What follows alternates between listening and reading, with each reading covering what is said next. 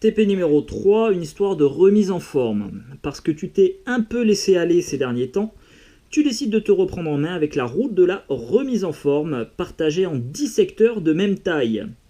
Chaque soir, quand tu rentreras chez toi, tu la lanceras pour savoir si tu peux te reposer ou sinon quel exercice physique tu vas faire. Alors, premièrement, déterminer la probabilité de chaque issue. Alors, quelle est la probabilité de se reposer? Eh bien, tu vois, il y a 2 secteurs repos sur un total de 10 secteurs. 1, 2, 3, 4, 5, 6, 7, 8, 9, 10. Tu as donc 2 chances sur 10 de te reposer et 2 chances sur 10, c'est égal à 0,2.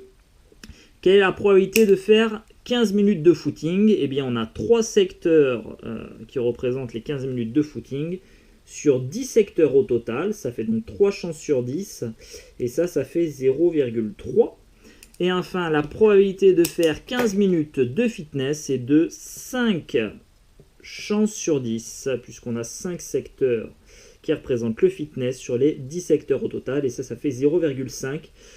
Autrement dit, une chance sur 2. Deuxièmement, s'agit-il d'une situation d'équiprobabilité et on va justifier? Eh bien non, on n'est pas dans une situation d'équiprobabilité. Donc là, je te rappelle un peu de vocabulaire. Équi qui vient de équitable et probabilité. Donc est-ce que les probabilités ici sont équitables de faire d'être au repos, de faire un footing ou de faire du fitness? Eh bien non, puisque les probabilités des 3 issues ne sont pas égales. Donc ici non, car les probabilités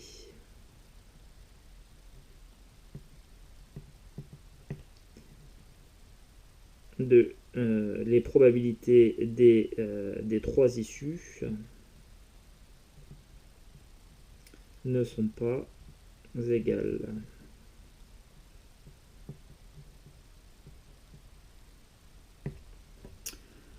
Voilà. N'ayant pas de quoi fabriquer une telle roue chez toi, tu vas la remplacer par une simulation sur tableur. Alors, troisièmement, ouvrir le tableur, c'est fait, et simuler un lancer de roue dans la cellule A1 en complétant la formule suivante. Donc, égal aléa.entre.borne, entre parenthèses 1, point virgule, et ben on va aller jusqu'à 10, puisqu'on a 10 secteurs de roue, et en fait, chaque numéro va être attribué à un secteur de la roue. Voilà, on valide, et ça y est, on a fait 1 avec la roue, CTRL-SHIFT F9, 4, 4, 3, 9, etc. C'est bon, cool, la roue, elle fonctionne. Le tableau nous renvoie un nombre, mais on voudrait savoir à quelle activité cela correspond. Dans le tableau B1, on va utiliser la fonction si. Donc d'abord on mettra le test, ensuite on inscrira la valeur si le test est vrai, et ensuite on inscrira la valeur si le test est faux.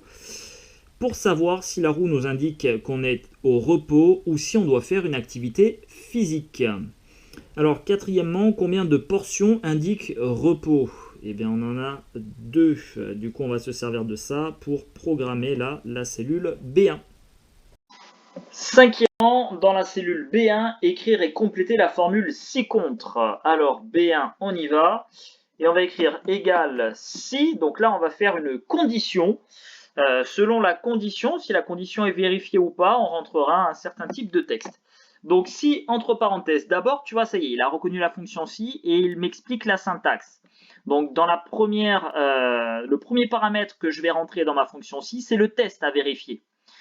Deuxième paramètre, ce sera la valeur, c'est-à-dire ce que je vais vouloir afficher si mon test est vrai.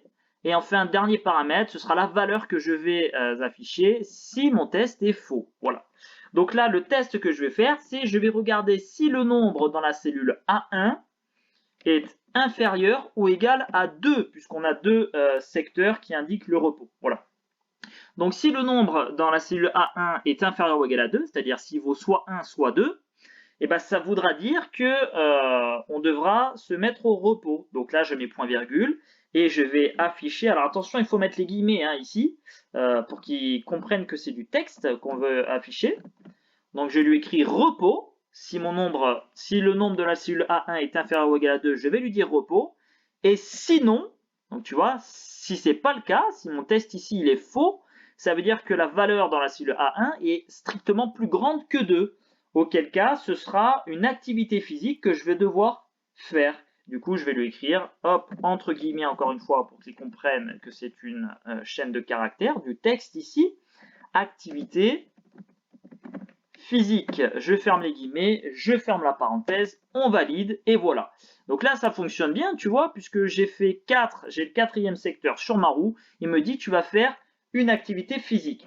Alors, donc je te le réécris hein, juste en dessous, les guillemets autour de repos et activité physique sont essentiels pour que le tableur comprenne qu'il s'agit de texte et pas de noms de commande qui ne sont d'ailleurs pas définis. On va voir ce qui se passe si on enlève les guillemets. Hop, ici on va enlever les guillemets à activité physique. Et on va laisser, tiens, repos. On va faire entrer, voilà. Et tu vois là, il met erreur 508. Là, il y a un petit problème, mon grand. Je comprends pas ce que ça veut dire, mon activité physique. J'ai l'impression que tu fais appel à une formule, mais je la connais pas, moi, cette formule. Elle n'est pas définie.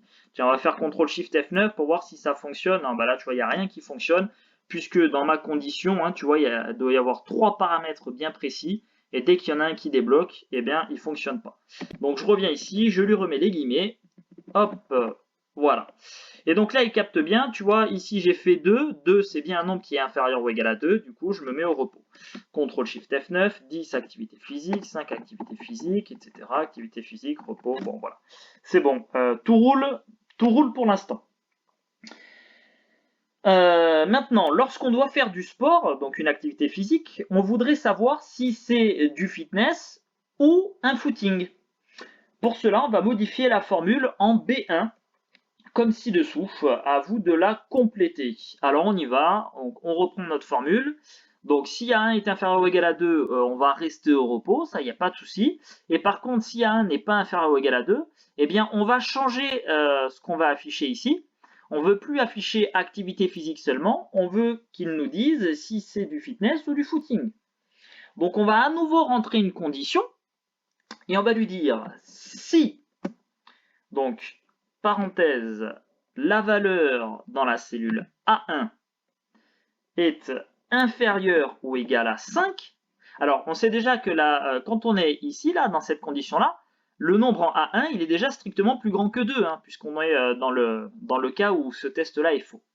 Donc, le nombre en cellule A1 est strictement plus grand que 2, et si, en même temps qu'il est strictement plus grand que 2, mon nombre est inférieur ou égal à 5, eh ben, je vais lui demander de faire du footing, puisqu'il y a 3 secteurs attribués à footing. Donc si je suis strictement plus grand que 2 et en même temps inférieur ou égal à 5, j'ai 3 possibilités, soit je vaux 3, soit je vaux 4, soit je vaux 5. Et ces 3 possibilités, ça représente donc les 3 secteurs footing.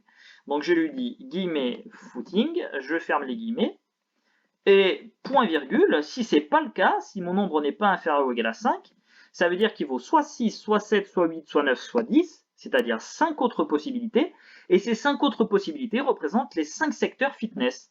Donc je vais mettre guillemets, fitness, je ferme les guillemets, et c'est parfait. Tu vois, là je viens de valider 4, donc je suis compris entre 2 strictement et 5, 5 inclus, 3, 4, 5, je suis sur le footing. CTRL-SHIFT-F9, ah, je suis plus grand que 5, c'est du fitness. 5, c'est du footing, 3 footing, 9 fitness, 2 repos, bah ça y est.